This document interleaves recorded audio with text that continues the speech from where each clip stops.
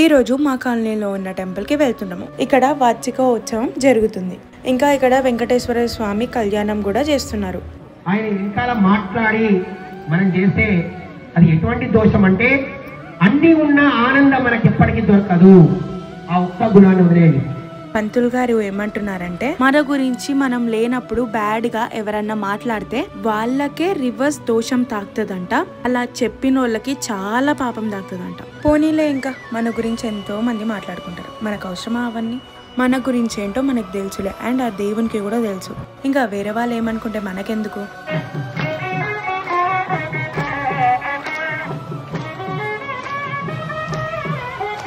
ఇక్కడ ఉన్నంతసేపు మాకైతే చాలా మంచిగా అన్ని టెన్షన్స్ పక్కన పెట్టి టెంపుల్స్ కి వెళ్ళండి, కొంచెం ప్రశాంతత దొరుకుతుంది. ఇక్కడ అన్నదానం కూడా చేస్తున్నారు. ఎంత పెద్ద లైన్ ఉందో చూడండి.